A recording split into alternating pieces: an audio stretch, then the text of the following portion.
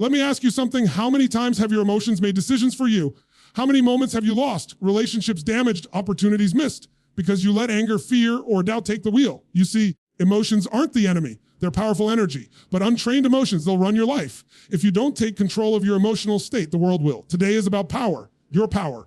To take back control, lead your emotions instead of being led by them, because when you master your emotions, you don't just change your mood, you change your future. Are you ready to step up? Every human being, regardless of background or environment, experiences a full range of emotions: joy, fear, anger, sadness, excitement, frustration, and everything in between. But the real difference between those who live reactively and those who lead empowered lives comes down to one fundamental truth: understanding that emotions are signals, not commands. They are messengers, not masters. Most people live as though every emotion they feel must be obeyed. They believe if they feel fear, they should retreat. If they feel anger, they must explode. If they feel overwhelmed, they should shut down. That's where life begins to slip out of your hands, because when emotions dictate your actions without your conscious input, they own you. Think about it. Emotions are biochemical reactions based on how we interpret events and experiences. They are not objective truths. They're subjective messages designed to get your attention. They don't define who you are. They simply show up to tell you something is going on, either externally or internally. If you've trained yourself to react every time an emotion hits you, you've conditioned your nervous system to obey without question. But what if, instead of reacting, you learn to pause and listen? What if every emotion you felt was simply a dashboard light in the vehicle of your life, meant to alert you, not control you? Let's use an example. Say you're driving and your car's check engine light comes on. You don't panic and immediately abandon your car. You don't scream and say, "The engine light's on, it's all over." No, you stop, you assess, you ask, what is this trying to tell me? You might pull over, check under the hood. You never assume the light itself is the problem. The light is just a signal. The same is true with your emotions. Feeling anger, that's a signal that your boundaries have been crossed or something feels unjust. Feeling fear, that could be a signal you're anticipating pain or uncertainty. Feeling sadness, that may be telling you that you've experienced loss or disconnection. The signal is real, but it doesn't mean the story your mind tells about it is true. It doesn't mean you have to act based on the first impulse that comes with that emotion. When you start to understand your emotions as messengers, you begin to create space between stimulus and response. And in that space, there's power. The power to choose your response, the power to reframe, the power to lead your own experience instead of being dragged by it. Emotional control doesn't come from suppression or denial. It comes from clarity. It comes from interpreting emotions with precision. Most people are emotionally vague. They say, "I'm angry," when really they're just annoyed. They say, "I'm depressed," when they're actually discouraged. The more specific you can be in labeling the emotion, the more accurate your response can be. You don't solve problems with blunt instruments. You solve them with precision tools. Your emotions work the same way.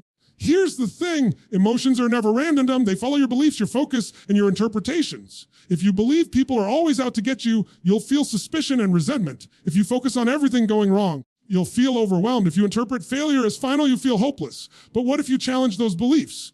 What if you shifted your focus? What if you interpreted failure as feedback and mistakes as momentum? You'd still feel emotions, but entirely different ones. You'd feel curiosity instead of panic, determination instead of dread. That's the moment emotional intelligence kicks in. Not when you eliminate emotions, when you become fluent in their language. Learning to listen to emotions instead of being ruled by them is one of the greatest shifts a person can make. You begin to live with more freedom, more awareness, and far more power. Why? Because you become unshakable. Life will still throw chaos your way. People will still disappoint you. Circumstances will still challenge you. But you won't be emotionally hijacked by every bump in the road. You'll be the one at the wheel, reading the signals, not surrendering to them. That's leadership. That's self-mastery. And it starts with the decision to reframe emotions as what they really are. Not commands that control your behavior, but signals that guide your growth. Listen to them, learn from them, but never let them lead you without your permission. You cannot master anything you are unaware of, just as a surgeon cannot operate without first identifying the problem. You cannot change or control your emotional life unless you first become aware of what's actually happening inside you. Most people live their lives in emotional autopilot. They're driven by moods they don't understand, triggered by experiences they don't question, and reacting to life without examining their own inner state. Awareness is the starting point of all emotional transformation. You can't control what you won't confront. You won't confront what you can't see. The truth is, we are always feeling something.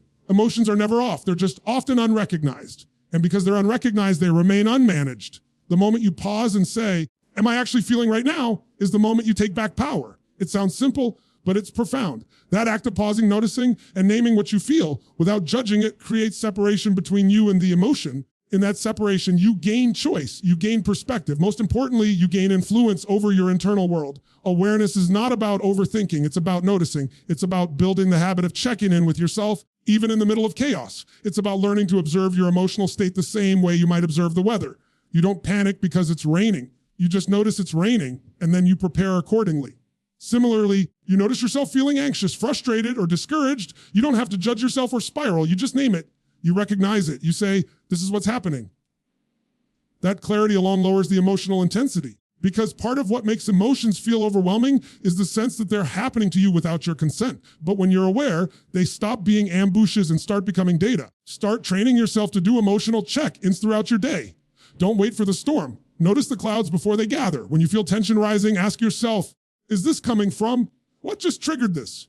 What story am I telling myself right now? These are not therapy questions. These are awareness tools. They cut through the noise and help you see the source of the emotion, not just the symptom. And when you know the source, you can start changing the pattern. One powerful awareness shift is understanding the link between your emotions and your thoughts. Your mind is always interpreting reality. That interpretation creates the emotional response. You don't feel fear because of a situation. You feel fear because of what you believe the situation means. You don't feel angry just because someone said something. You feel angry because of the meaning you assigned to it. That was disrespectful. That was unfair. That crossed my boundary. But if you change the interpretation, the emotional state changes. That doesn't happen without awareness. If you're unconscious of the story you're telling yourself, you'll never challenge it. You'll just feel what it tells you to feel. Key aspect of awareness is recognizing patterns. Emotional mastery is never about handling one emotion one time. It's about learning your patterns so you can anticipate them and shift them before they spiral. Do you always feel frustrated in the same situations? Do you tend to shut down when you're criticized? Do you get anxious when you're not in control? These are emotional patterns. And once you see them, you can start rewriting them. You can't change a pattern you haven't recognized. Awareness brings them into the light. Here's where it becomes even more powerful. When you become emotionally aware, you're not only able to recognize what you feel in the moment, you also begin to identify the beliefs and wounds behind those emotions. You begin to see that your emotions are not random or irrational. Intelligent responses based on past experiences, unmet needs, or unchallenged assumptions. If you grew up being criticized, for example, you may become overly reactive to feedback. If you were taught to suppress anger, you may struggle to assert yourself without guilt. But when you become aware of these emotional roots, you no longer have to live as a prisoner of your past conditioning. You begin to respond rather than repeat. This also helps you separate emotion from identity. Most people confuse "I feel this" with "I am this," but they're not the same. Feeling sadness doesn't make you weak. Feeling anger doesn't make you aggressive. Feeling fear doesn't make you broken. When you're unaware, you internalize emotions and make them part of your identity. When you're aware, you observe them without judgment. You say, this is something I'm experiencing, not this is who I am. That distinction is what frees you from emotional guilt and shame and gives you the clarity to change. Mastery is not the absence of emotion. It's the presence of awareness. You will still feel everything. Life will still challenge you, but instead of reacting impulsively, you'll respond intentionally. You'll notice yourself getting triggered and pause instead of lashing out. You'll feel fear and acknowledge it. You'll move forward anyway. You'll feel the pull, old emotional habits, but you won't be ruled by them because now you can see them. Awareness is not something you do once and master forever. It's a daily practice. It's a commitment to stay conscious even when it's easier to numb out. It's a decision to stop blaming circumstances and start owning your inner life. It's choosing to be the observer of your emotions, not the victim of them. Every moment you take to notice, to label, to breathe, to ask what's real, that's a moment of mastery. And when enough of those moments stack up, your emotional life transforms. You go from feeling powerless to empowered. You go from reactive to intentional. And you begin to create a life where emotions serve you, not sabotage you. Every emotion you experience, whether it's confidence, anxiety, joy, or frustration, is not just a one-time feeling that comes out of nowhere. It's part of a pattern. Most people have no idea they're living in the grip of repeated emotional loops that are shaping every reaction, every decision, every relationship, and every result in their lives.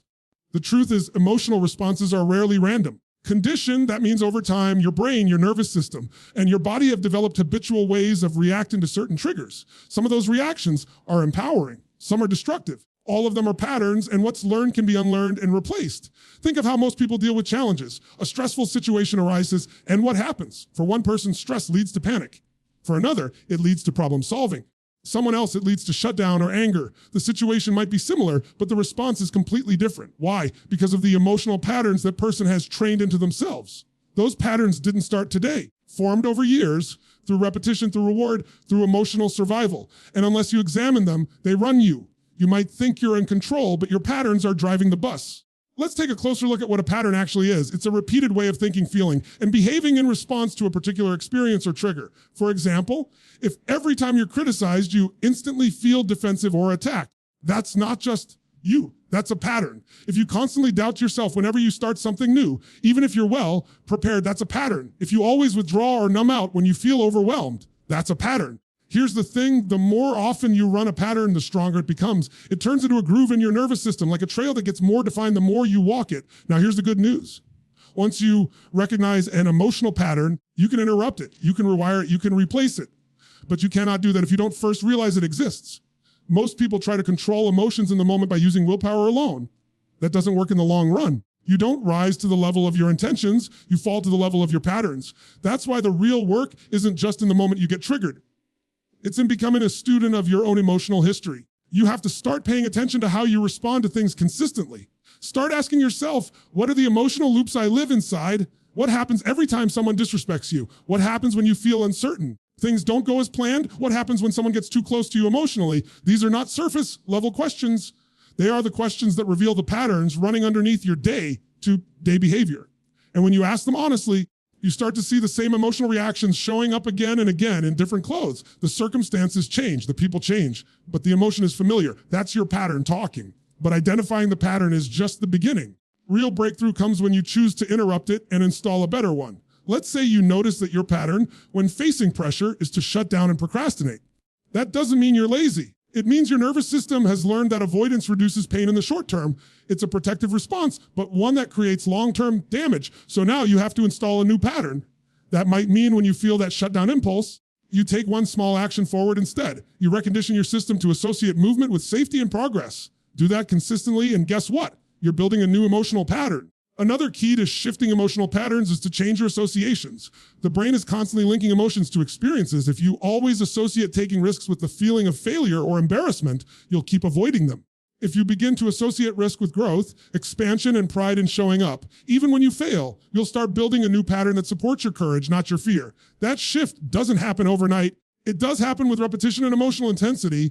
You've got to train your nervous system. Just like you train a muscle, there's also power in understanding the role of identity in your emotional patterns. Often, emotional responses are reinforced by the stories we tell ourselves about who we are. I'm just not good under pressure. I've always been bad with confrontation. I'm just an anxious person. These are not facts. They are identities reinforced by emotional repetition. And the more you believe them, the more you act in accordance with them. To change the pattern, you have to challenge the identity. You've got to start speaking a different truth. I used to freeze under pressure, but now I breathe and take action.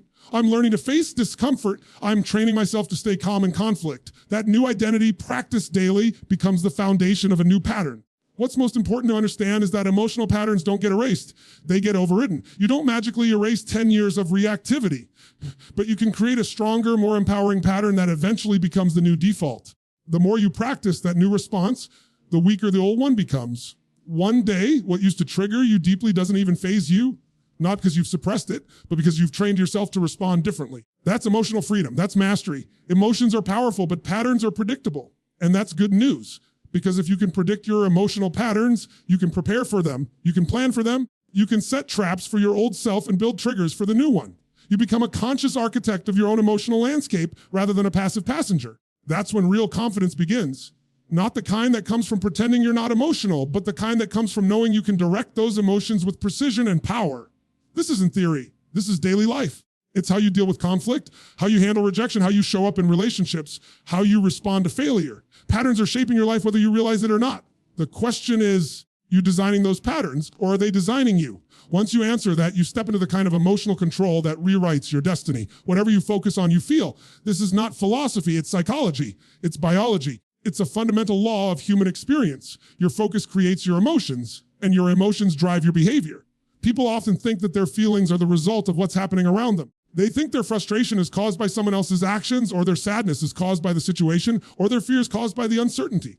But that's only partly true. In reality, it's not the external event that causes the emotion. It's your focus in response to the event. It's where you place your attention, because focus acts like a magnifying glass. Whatever you direct it toward expands in your emotional world. Two people can experience the exact same situation and feel completely different things. One person gets rejected and focuses on their unworthiness, their past failures, the possibility of more rejection. The result, pain, anxiety, paralysis. Person gets rejected and focuses on what they learned, how they grew, what they'll do differently. The result, motivation, clarity, resilience, same event, different focus, different feelings. That's how powerful focus is. It filters your reality. It determines what meaning you assign, and meaning equals emotion.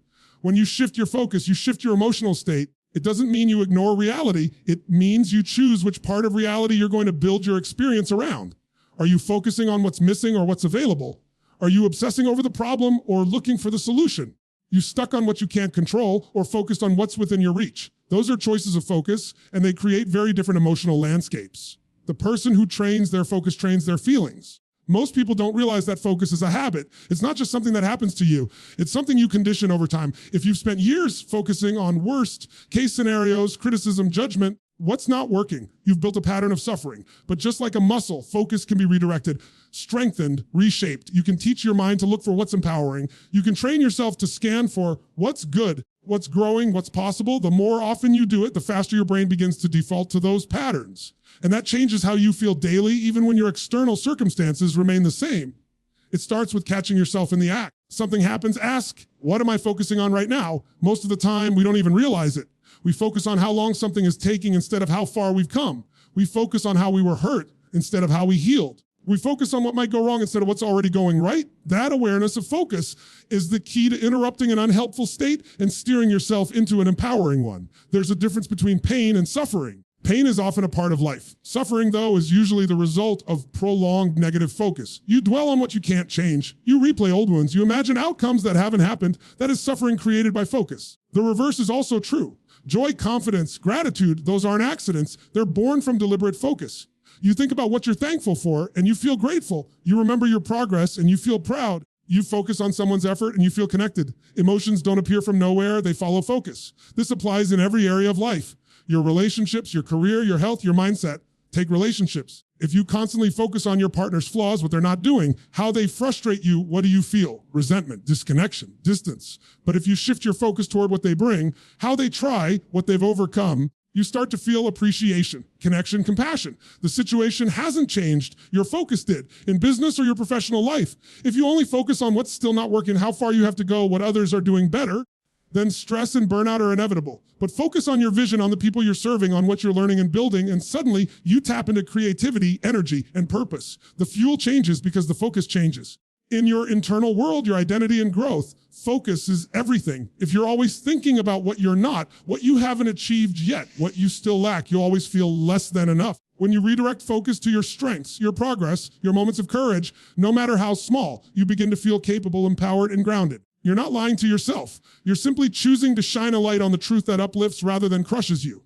Another critical part of emotional control through focus is learning to break negative focus patterns in real time. You notice your mind spiraling into stress, fear, comparison, or doubt, interrupt it. Literally disrupt the loop. Stand up, move, speak out loud, change your breathing, ask a new question, do something that shifts your state physically and mentally. Redirect your focus. Ask, what's one thing I can be grateful for right now? Or what's one action I can take to move forward? That one shift in focus can change your entire emotional direction. The mind is like a camera. It's always capturing something, but you are the one holding the lens. You choose where to point it. If you zoom in on the dirt, you'll miss the beauty. If you zoom in on the fear, you'll miss the opportunity. If you fixate on the obstacle, overlook the strategy. But if you aim the lens of your mind toward growth, strength, courage, gratitude, what you see, you start to feel. And what you feel determines how you live. That's the power of focus. It's not a soft skill, it's a survival skill. It's an emotional navigation system. You don't have to control everything around you. You just have to control where you direct your attention. Because in every moment, there is something to appreciate and something to complain about. There's something to fear and something to act on. There's something to regret and something to build. What you focus on decides which of those paths you take. So the question isn't, how do I feel better? The question is, what am I focusing on? And what would happen if I focused on something more empowering? Master that, and you master the gateway to emotional power. Because emotion follows focus. You decide where your focus goes. Words are not just tools we use to communicate with others. They're the framework we use to communicate with ourselves. And the way we talk to ourselves, both silently and out loud, determines how we experience the world. Language doesn't just describe emotion. It shapes it, it amplifies it, dulls it, redirects it, or intensifies it. The difference between a life of fear and a life of power often comes down to the language patterns we've installed in our own minds. The truth is we're always labeling our emotions, whether we're aware of it or not. When something happens, brain reaches for language to explain it, and the words you choose instantly change how you feel. There's a massive difference between saying, I'm devastated, and I'm a little disappointed. The first creates a tidal wave of emotional intensity. The second still acknowledges emotion, but with far less weight. Same situation, radically different experience because of the words you used. This is what most people don't realize. The emotional language you use becomes your emotional home. If you always say you're overwhelmed, stuck, broken, exhausted, you're reinforcing those states, not just mentally, but physically. Every word sends a signal through your nervous system. You use intense or negative words repeatedly, your body reacts accordingly, heart rate increases, stress hormones rise, tension builds. But change the language and the physiology begins to shift. That's how powerful your words are. They don't just explain emotion, they become emotion. And it goes beyond the words you say out loud. Your internal dialogue is even more influential. That little voice in your head that narrates your life all day long, if left untrained, can become your greatest enemy. Constantly saying things to yourself like, I can't handle this, I always mess things up, nobody respects me, or not good enough, you're programming yourself to live in fear, doubt, and shame. Once you become aware of that voice and start to challenge it, interrupt it, and reframe it, everything begins to shift. Instead of saying, I can't handle this, what if you said, this is tough, but I'm tougher? Instead of, I always mess up, what if you said, I'm still learning and I get better each time? This isn't about pretending everything is perfect. It's about choosing language that moves you forward instead of holding you back. You don't need to lie to yourself. You just need to be intentional with your language. Words are tools. Use the right ones and you build strength. Use the wrong ones and you build a prison. The most overlooked but powerful language tools is metaphor. Metaphors are the stories we use to make sense of life. They shape the emotional tone of every experience. If you constantly say things like, I'm drowning in work, I'm under attack, this is killing me, you're creating metaphors of chaos, danger, and helplessness. And your brain responds as if those metaphors are real. If you shift the metaphor, you shift the meaning and the emotion shifts with it. What if instead of saying, I'm drowning, you said, I'm in the middle of a big wave and I'm learning to surf? Same workload, completely different emotional experience. You also have to become aware of the language you use to describe your identity. Most powerful words in any language are I am. Whatever follows those words becomes a declaration of who you believe yourself to be. If you say, I am anxious, I am broken, I am not enough, you're fusing emotion with identity. You are not your emotions. You are the observer of your emotions. So instead of saying, I am anxious, say, I'm experiencing anxiety right now. I'm learning how to navigate it. That small change creates separation between you and the emotion. It gives you room to breathe, room to grow, room to take control. The more precisely and compassionately you describe your experience, power you have over it. Language can also elevate your emotional state.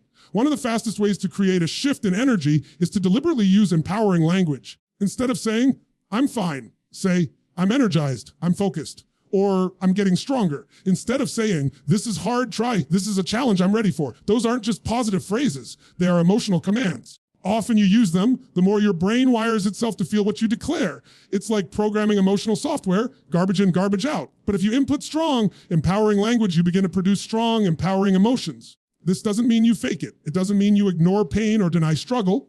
It means you take control of the frame through which you experience them. It means when something hard happens, you don't add unnecessary suffering by choosing language that dramatizes or distorts it. You tell the truth, but you do it with clarity, with control, and with the intention to grow. That's real power. The power of words isn't in their poetry. It's in their precision. Simple way to upgrade your emotional language is to create a list of the negative words you use most often and then find 3 alternatives for each. Ones that acknowledge the emotion but dial down the intensity. Instead of saying, I'm furious, try, I'm a little irritated. Instead of, I'm terrified, maybe I'm feeling a little uneasy. These small linguistic shifts retrain your emotional system to respond in calmer, more constructive ways. Time, you'll find your baseline emotional experience begins to shift, less volatility, more clarity. Your language becomes your emotional environment. It's what you wake up and walk through and fall asleep inside of. And if you're not careful, your own words can trap you. But if you become intentional, if you learn to use language as a tool for emotional growth, you gain a kind of leverage over your life that few people ever realize they have. You begin to master your moods instead of being mastered by them. You gain clarity, resilience, and emotional control not by pretending, but by framing your experience in a way that empowers you. Words are free, but their consequences are not. The words you speak into your own mind every single day are either feeding fear or fueling power. Learn to choose wisely, because once you control the language of your life, you begin to control the emotions that shape it. Emotions don't just live in the mind, they live in the body. They're not just psychological, they're physiological. That means the way you breathe, how you stand, how you move, how you speak, even where your eyes go, all of it contributes to how you feel. You can't separate the physical from the emotional. The moment you change your body, you change your emotions. That's not an opinion, that's biology. You've probably experienced this already. When you're slouched, breathing shallow, looking down, and moving slowly, what do you feel? Low energy, heaviness, maybe even sadness. But when you straighten your spine, take a deep breath, your shoulders back, and move with purpose, what happens? You feel stronger, more focused, more capable. Nothing in your life changed except your physiology, and yet everything inside you started to shift. The body sends signals to the brain constantly. The brain listens. If your body is given the signal of defeat, poor posture, slow movements, lack of breath, eyes down, your brain will follow suit by producing emotions that match defeat. If your body is given the signal of strength, open posture, energized breath, upright stance, engaged muscles, your brain responds with emotion to match that physical signal. This is one of the fastest and most reliable ways to shift your emotional state. Change your body first, and the mind will follow. Most people try to think their way into a better emotion. But when your mind is caught in a loop, anxiety, fear, sadness, it's often hard to think clearly. The thoughts feel real and heavy. That's when the body becomes your greatest tool. Because while you may not be able to snap your fingers and instantly feel better just by changing your thoughts, you can change your breath. You can change your posture. You can move your body in a way that breaks the emotional pattern. Emotion is motion. If you want to shift your emotion, you need to shift your motion. Let's talk about breathing. Breath is life. It's also the fastest way to access your nervous system. When you're anxious or stressed, what does your breath do? It becomes short, shallow, rapid. That signals to your brain, we're under threat. The brain responds by heightening alertness, increasing tension, and preparing for danger. But when you deliberately slow your breath, deepen your inhale, and extend your exhale, you send the opposite signal. You tell your brain, I'm safe. Control, the parasympathetic nervous system activates, calming you down, grounding you, and lowering emotional intensity. So before you try to think positive, try breathing with purpose. Try grounding yourself with slow, rhythmic breath, because breath is the steering wheel of your emotional state. Posture is another anchor. Just pay attention to how you hold yourself when you're feeling down, doubtful, or defeated. Your shoulders are usually rolled forward. Your head is low. Spine might be curved. You move slowly or not at all. That posture reinforces the emotion. But flip it. Open your chest. Pull your shoulders back and tall. Look up. Feel the energy shift almost instantly. You haven't solved any problems. Your body is no longer aligned with defeat. It's aligned with power. And that alignment makes room for better emotions to enter. Movement is medicine. When you move your body, you shift your chemistry. Go for a walk, stretch, jump, dance, exercise. Anything that disrupts the physical pattern of stagnation or tension changes your internal world.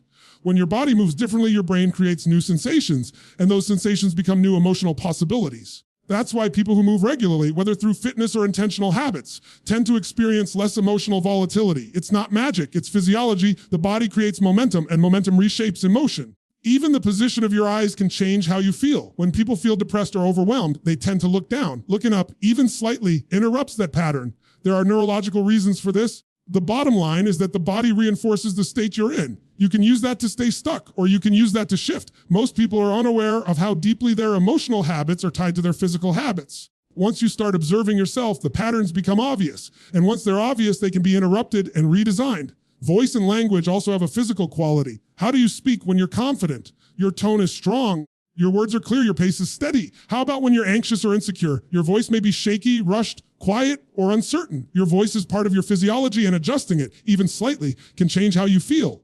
Try speaking a little louder. Try slowing down. Try using stronger, clearer words. Not because you're faking it, but because your voice carries emotional authority. And when you project confidence physically, brain begins to respond with emotional alignment. The beauty of this concept is that it's instantly applicable. You don't need to wait for a breakthrough or a therapy session to use your physiology to change your state. You can do it in 10 seconds. You can do it right now. You can stand up straighter, take 10 powerful breaths, stretch your body, lift your eyes, and change your emotion without changing a single external thing. That's power. That's self-leadership. And over time, if you build habits of physical awareness and deliberate movement, your baseline emotional experience rises with it. You don't just react better, you live better. This doesn't mean the body replaces emotional work, reflection, or deep healing. It does mean that your body is the front line. It's your fastest tool for creating leverage over your emotional state. And the more you learn to use it intentionally, the more consistent and resilient you become. You stop being at the mercy of invisible moods and start becoming the engineer of your own experience. When others freeze, you move. When others shut down, you activate. When others collapse, you rise. Not because you're stronger, because you've trained your physiology to support the emotions you want to feel. Emotional control isn't just a mental game, it's a full body experience. And the body, when used wisely, can become your most trusted ally in emotional mastery. If you want to feel different, don't wait for your thoughts to change. Move your body, breathe with power, take space, lift your energy, because how you use your body is how you use your life. And when you take control of that, everything else follows. Controlling your emotions does not mean shutting them down. It doesn't mean pretending you don't feel anything. It doesn't mean bottling everything up until it explodes. That's not emotional strength. That's emotional avoidance. And it comes at a cost. Emotions, when suppressed, don't disappear. They store themselves inside your nervous system. They leak out in your tone, in your decisions, in your relationships, in your health. You might suppress your anger, but now you're irritable and cold with people you love. You might suppress sadness, but now you feel numb and disconnected. You might suppress fear, but now you hesitate and self-sabotage. Suppression is not control, it's camouflage. And the longer you hide emotions, the more control they gain over you from the inside. True emotional mastery comes not from suppression, but from redirection. It means taking the raw intensity of an emotion, whether it's anger, fear, pain, or frustration, and giving it a productive outlet. It means understanding that the emotion itself isn't wrong or dangerous. It's just energy. And energy, by nature, wants to move. When you learn to channel that energy intentionally, you gain access to a deeper level of strength and intelligence inside you. Let's start with anger. Most people are either explosive or avoidant with anger. They blow up or they shut down. Neither approach works. Anger is not evil, it's a messenger. It shows up when a boundary has been crossed, when you feel disrespected, unheard, or violated. Suppressing it leads to resentment, tension, and eventually outbursts. But what if, instead of suppressing it, you used it? What if you used the intensity of anger as fuel to assert your needs with clarity, to stand up for yourself without attacking others, to make bold changes that you've been avoiding? Anger, redirected through purpose, becomes courage. It becomes assertiveness. It becomes action. Fear is another powerful emotion people often try to deny. They pretend they're not scared, that they're fine, that everything's under control, when deep down they're frozen. But fear is just your nervous system telling you there's uncertainty ahead. Suppressing it doesn't make it go away. It makes it stronger. When you acknowledge fear and use it as a compass, it can push you forward. You can take that tension and let it sharpen your focus, fuel your preparation, heighten your awareness. Fear, when redirected, becomes presence. It becomes caution without paralysis. It becomes readiness without panic. You're not running from it, you're running with it. Even sadness, which most people try to hide, can be redirected. It's not weakness. It's evidence that something mattered to you, that you felt deeply, that you had something valuable enough to hurt over. When you suppress sadness, you lose access to empathy, to softness, to reflection. But when you redirect sadness into creativity, connection, vulnerability, or healing, becomes one of your most humanizing forces. Some of the most beautiful growth happens when people stop pushing sadness away and start letting it reshape them, not as victims, but as awakened souls. Redirection is about transforming emotion, not denying it. It requires that you first feel the emotion. Fully and honestly, you sit with it. You name it. You let yourself experience it without judgment. And then you ask a better question.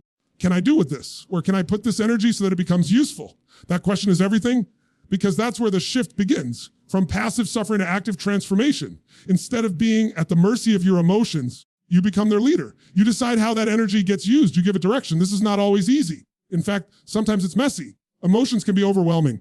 They can feel chaotic and unpredictable. They only stay that way when you ignore them or fight them. The moment you stop resisting and start engaging them consciously, they begin to organize themselves.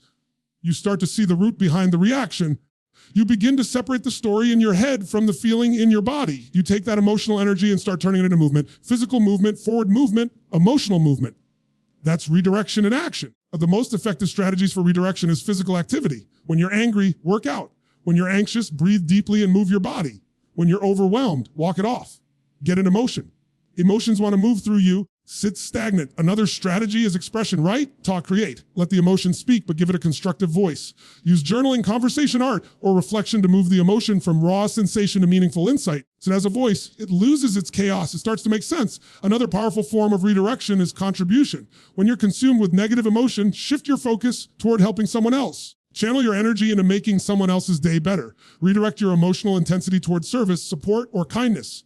It's almost impossible to stay trapped in your own emotional spiral when you're focused on lifting someone else. Pain gets purpose. Your inner storm starts to calm. And most importantly, emotional redirection means remembering that you are not the emotion itself. You are the container. You are the space it moves through. You have the power to decide how it's used. The emotion might be strong, but you are stronger.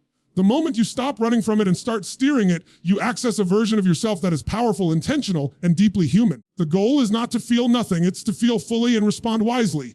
To allow your emotions to visit, but not to take control of the wheel. Redirection gives you that space. It teaches you to respect your emotions, not repress them.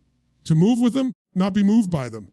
And in that movement, in that conscious shift, you find your strength, not because you forced yourself to be numb, but because you allowed yourself to be fully alive and in command. So the next time emotion rises up, don't suppress it. Don't pretend it's not there. Don't run from it. Let it speak. Let it inform you. And then lead it. Give it direction. Use it as fuel for change, fuel for clarity, fuel for growth. Because the emotion itself isn't the problem. It's what you do with it that determines whether it becomes your prison or your power. Your emotions are not who you are. They are not your identity. They are experiences, not definitions. They pass through you, but they don't define you unless you let them. The mistake most people make is confusing what they feel with who they are. They say, I am angry. I am sad. I am anxious. As if the emotion is their entire existence in that moment. But here's the truth. You are not angry. You are experiencing anger. You are not sadness. You are feeling sad. You are not anxiety. You are observing anxious thoughts and sensations. That distinction changes everything. It gives you back your power. You are the thinker of your thoughts, not the thoughts themselves. You are the experiencer of emotion, not the emotion itself. This means you always have a gap between stimulus and response. That gap, however small it may feel, is your greatest leverage point. It's where awareness lives. It's where choice begins. And it's in that space that emotional mastery is born. Most people react as if their emotions are facts, unchangeable truths about the world and themselves. They get triggered and immediately lash out. They feel hurt and instantly shut down. They feel fear and immediately retreat. They assume that because they feel something strongly, it must be true. But emotions are not always accurate reflections of reality. They're interpretations. They're shaped by your past, by your patterns, by your beliefs, and by your focus. Just because something feels true doesn't mean it is true. Emotional maturity means being able to observe your emotions without blindly obeying them. This doesn't mean you ignore emotions. It means you become the observer first, the responder second. You don't suppress them and you don't drown in them. You stand in the middle. You listen, but you lead. Emotional leadership means being the one who decides what happens next, not letting your emotions dictate your behavior. You train yourself to pause, breathe, reflect, and then act, not just react. Let's get one thing straight. You will feel emotional. Always, that's part of being human. You will have moments of frustration, pain, overwhelm, fear, anger, and confusion. Mastery doesn't mean those feelings disappear. It means they don't control you. They don't hijack your mind, your decisions, your behavior, or your values. You get to feel them without becoming them. You ride the wave, but you don't get pulled under. So how do you become the master of your emotions? The first step is awareness. You cannot master what you don't notice. You have to start paying attention. Where does your mind go when you're triggered? What physical sensations rise up? Stories start playing in your head. Emotional control begins with emotional awareness. When you can name what you're feeling, you create separation between you and the emotion. It goes from being you to being a part of your experience. The second step is ownership. No one is responsible for your emotional state but you, not your partner, not your parents, not your boss, not the world. As long as you blame other people or circumstances for how you feel, you've given away your power. You've told your nervous system that it's helpless, that your emotional life is in the hands of everyone but you. But when you take full responsibility, when you say, this is my feeling and I have the ability to shift it, everything changes. That's not guilt. That's freedom. You can't control every trigger, but you can control your response. The third step is pattern recognition. Your emotions aren't random. They follow patterns, often the same ones you've had for years. You might always react with anger when you feel disrespected, or always shut down when you feel criticized, or always panic when something feels uncertain. These are conditioned responses, and once you recognize them, you can start to rewire them. You can install new defaults, but you have to study your emotional habits first. You have to get curious about your own patterns, not judge them. The fourth step is intentional shift. Once you've become aware of the emotion, owned it, identified the pattern, you now step into leadership. You ask, how do I want to respond here? What would a stronger version of me do right now? Emotion would actually serve me in this moment. And then you use all the tools available to shift your breath, your focus, your language, your body. You act from intention, not impulse. You lead from vision, not reaction. The final step is repetition. Emotional mastery is a skill. Like all skills, it takes practice. You won't always get it right. You'll mess up. You'll react. You'll fall back into old habits. That's okay. What matters is that you keep training. Every time you choose awareness over autopilot, every time you pause instead of explode, every time you shift your state instead of spiraling, you're getting stronger. You're building emotional muscles. And over time, once felt impossible starts to feel natural. You become the kind of person who stays grounded under pressure, who stays centered in conflict, who stays powerful in chaos. That's not a gift. It's the result of conscious repetition. There is tremendous peace that comes when you realize you are not ruled by how you feel, that you can experience intense emotion without losing your values, your voice, or your vision, that you can be hurting and still show up with strength, that you can be afraid and still move forward with courage, that you can feel anger and still choose compassion. That's not denial, it's discipline. That's not suppression, it's mastery. So the next time an emotion rises up, see it, name it, feel it, and lead it. Don't run from it. Don't obey it blindly. Don't identify with it. You are not the emotion. You are the space it passes through. And in that space, you are free to choose your response. That is where your power lies, not in controlling the world around you, but in mastering the world within you. You are not your fear. You are not your doubt. You are not your sadness. You are the observer. You are the creator. You are the leader. Emotions will come and go, but you remain steady, clear, centered. And when you live from that place, life no longer feels like something happening to you. It becomes something you shape, one conscious emotional decision at a time.